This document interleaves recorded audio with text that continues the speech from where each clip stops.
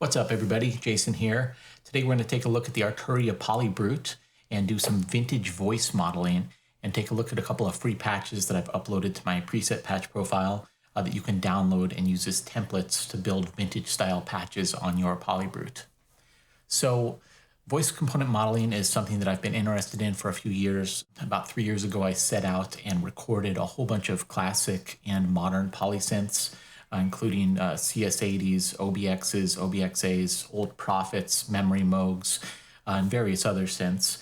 And what I did is I took a bunch of samples from them, recorded hundreds of samples, and analyzed them on a voice-by-voice basis to see differences in various parameters on a voice-by-voice basis, little offsets to tuning, to envelope stage timings and cutoff and other parameters.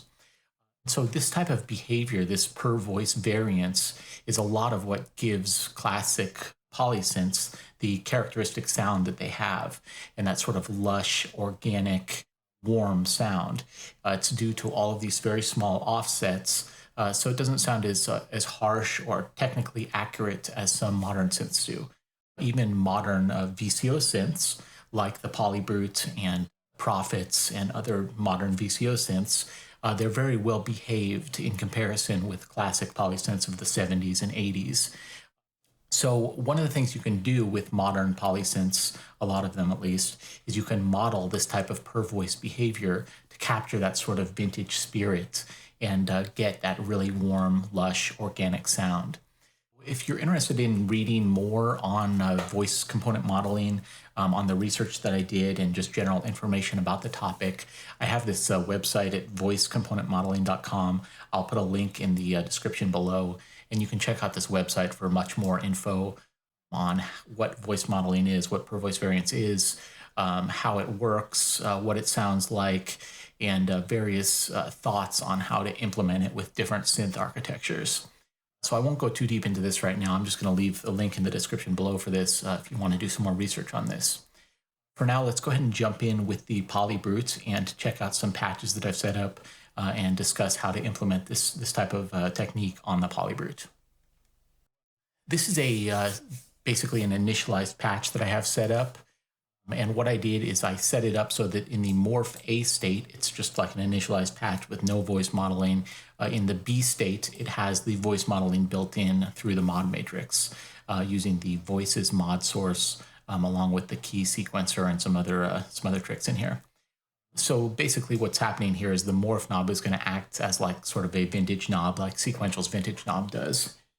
So what I'll do here is I'm just going to play some octaves and then swing from the A state into the B state with no voice modeling into the full voice modeling state, just so you can hear what it sounds like. So here's without voice modeling. And here's with. Without. And with. So as you can hear there's a pretty significant difference between the two of them. When the voice modeling is not on, when it's just a standard initialized patch through the PolyBrute, it has a much more precise characteristic to it. All of the oscillators are very well in tune. There's still very small differences because this is a VCO synth. So there are some small differences, but for the most part, it's very well tuned. All of the filter cutoff points are very well calibrated, and all of the envelopes progress at the exact same rates. So when I swing in the vintage behavior through this modeling that I've set up, what it's doing is it's creating per voice offsets to oscillator 1 and 2 frequency, to the cutoff and resonance amounts, and to the attack, decay, and release stages of both the filter and the amp envelopes. You hear this subtle sort of phasing motion going on between the oscillators. You hear the cutoff points not being exactly at the same point for each voice. So there's a little bit of a blurring of the cutoff frequency point. And then the attack and decay and release, there's a temporal offset, a time offset for the attack, decay, and release. So here, let's listen to this once more. This is without. So you hear it sounds much more harsh like this. And here's with. You hear this sort of swirling, phasing sound. And the cutoff points are not exactly matched.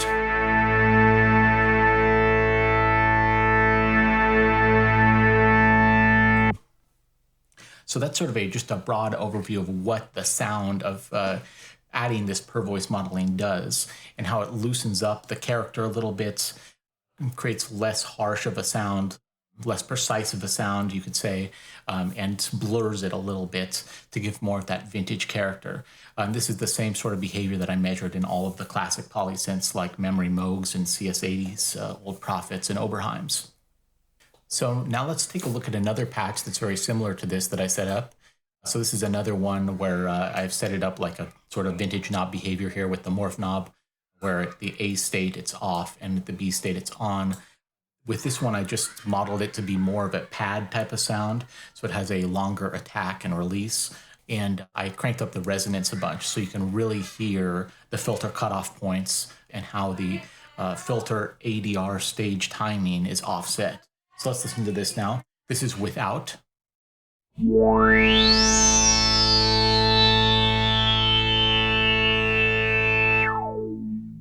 So as you can see in the spectral graph down here, and you can hear the attack, decay, and release stages are all precisely timed between these voices that I'm hitting. So they all progress up, they hit the peak of the filter cutoff, and then release at the exact same stage. So each of the voices is in sync perfectly.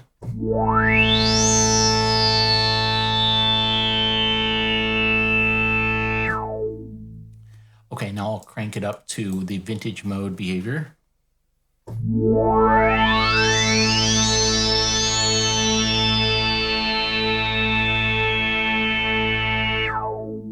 So as you can see there in the spectral graph and hear quite clearly, now there's these temporal offsets. So it separates out in the time aspect all of these voices. So here, let's listen to that again.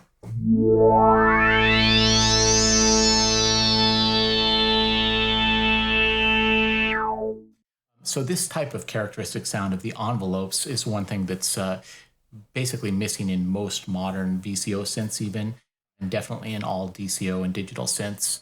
Most synth designs are built to perfectly match the envelope performance on a per voice basis.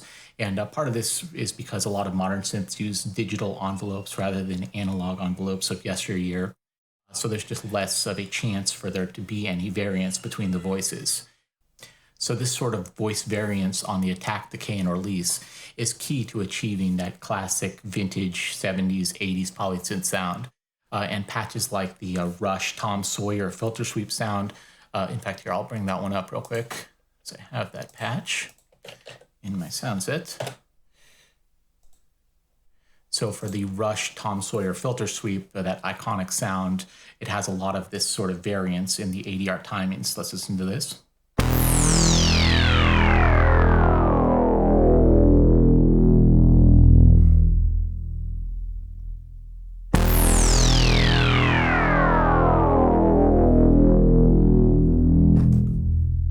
So as you can hear there and see in the spectral graph, all of those resonant peaks are progressing up, hitting the top, and then coming down at different rates.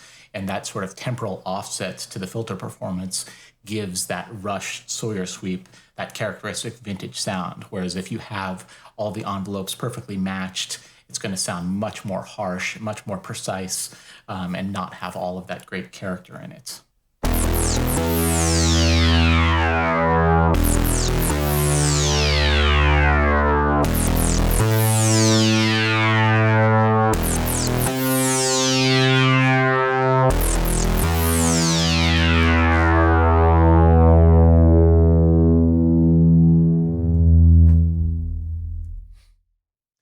So let's take a look at the basic setup for setting voice modeling on the PolyBrute. I'm going to go back to this vintage patch template that I have. In the sound set that I created, I have a whole bunch of templates included, including ones inspired by various classic synths like Jupiters and Yamaha CS, Prophets, and Oberheims. But let's look at the general setup of this in the mod matrix. So the key to all of this on the PolyBrute is using the voices mod source. What the voices mod source does is it varies a value on a per voice basis through the different 6 voices. Each of them get a different offset, positive or minus, and that offset is then passed on to a certain characteristic on a per voice basis. So for these template patches that I've created, they are basically set up the same way for the structuring of them. And what I have here is, as you see in this voices column here, in the 3rd and 4th sections on the synth, there's routings to pitch VCO1, pitch VCO2. So that's separate offsets for the oscillator 1 and oscillator 2. So you can have a slightly different per voice offset to pitch. And then VCF, attack, decay, and release, the master cutoff, and the resonance amounts, the VCA, attack, decay, and release, as well as the mod envelope, attack, decay, release. And then there's some per voice variants to the noise level, and in this case, the ladder VCF envelope amount. I vary this on different patches that I've created, depending on exactly what I'm trying to give the per voice performance for. So let me bring up this document here too, which just outlines some of the settings that you want to make for the optimal performance. So some of the settings that I recommend here are for voice distribution mode. I recommend setting this to centered. So in the PolyBrute Connect app, you can access that right here under the stereo knob. There's a centered or gradual. And for voice allocation mode, this is something you can experiment with. And depending on what type of patch you're trying to create, or if you're trying to emulate the behavior of a classic polysynth like a Jupiter or an old Prophet or Oberheim or other synth, you may want to alter what kind of voice allocation scheme you use. So it's really nice on the PolyBrute that they offer so many different allocation schemes, and it allows you to model the behavior pretty accurately of some classic polysynths. So the cycle mode is the most common method of voice allocation in most modern synths. It's sometimes also known as the round robin type of mode. And so you can use this for most patches, just keep it on cycle. If you want to use the reassign mode, this is what I would use if I was creating a old Prophet 5 or Prophet 10 type of patch. What the reassign mode does is it assigns a voice to a given key that you hit, and then if you play other keys, it'll assign different voices to those. If you return back to that original key, it will try to assign that same old voice back to that key. So it tries to reassign the voices to whatever keys you play them on. What this does is it creates a more consistent sound. If you're consistently hitting one key over and over again, or returning back to the same key, it'll try to get the same voice each time it returns. And that's part of the characteristic sound of like the old Prophet 5 and Prophet 10. For the reset poly allocation mode, I would recommend using this maybe if you're trying to create some old Jupiter 8 type of patches. One of the voice allocation modes on Jupiter operates similar to the reset mode, where it's going to try to reset back to the earliest voice number that's available. And so that's a helpful mode for modeling certain classic synth type of behavior. Okay, so looking back at this document, that goes over voice distribution mode, voice allocation mode. These are the parameters that I generally would recommend always targeting: pitch of VCO1 and 2, master cutoff, and the filter and amp, attack, decay, and release. Like I showed in this mod matrix here, all of those are hit, plus a couple additional ones. As far as the values that you want to use, these are some recommended values that you can try to start. You can go up or down from these depending on how much vintage per voice variance you want. But I would generally recommend about 0.03 semitones to 0.06 semitones for the pitch offsets. And there is a weird sort of buggy behavior currently between the synth and PolyBrute Connect. I have reported this to Arturia, so hopefully they'll address this. But there's certain parameters that you only want to set this up on through PolyBrute Connect, and other parameters where you only want to set it up on the synth, just due to the way that the synth and PolyBrute Connect have different scaling methods or different ranges in the values that they show. So for pitch VCO1 and pitch VCO2, I recommend dialing these in on the synth interface actually, and not through PolyBrute Connect, because you can get a finer resolution on the synth. For the master cutoff, this is actually the opposite, where you want to set it in the PolyBrute Connect app and not on the synth, because the opposite is true and there's better resolution on the PolyBrute Connect app. So for master cutoff, I recommend about 0.004 in PolyBrute Connect, which is less than 1% value on the synth. For the filter attack decay release or amp attack decay release, you can set these either through PolyBrute Connect or on the synth. These are the values that I recommend as starting points for that. Is about 0.04 on PolyBrute Connect or 4% on the synth for each of these parameters. And you may want to adjust those up or down depending on what type of patch you're creating. So for patches that have a really long attack, decay, and release, like a pad, you may want to actually dial these numbers down a little bit. But for most patches, this is a good appropriate amount. And yeah, all of these values, you can vary it up or down. I'm just trying to give some sort of median values that you can use to give a starting point for what you might want to do for voice modeling. So by just setting these parameters here with the voices source, you'll get the great majority of that vintage voice behavior. There are some additional parameters that you can do if you want to sort of take it to the next level. One of the behaviors that I measured on many classic synths, like old Memory Moogs and CS80s and Oberheims and such, is that they generally have some oscillator tuning intonation, or sometimes called oscillator scaling, where if you measure a given voice and a given oscillator at a low octave and then measure that same voice and oscillator at a higher octave, it will have some scaling or intonation to it, where maybe at the low octave it'll have a tendency to be sharp from nominal tuning, whereas 5 octaves up it'll have a tendency to be flat, and the keyboard will progressively move from sharp to flat as you go up the keyboard. So that type of character is sometimes referred to as intonation or scaling. You can model this on the PolyBrute.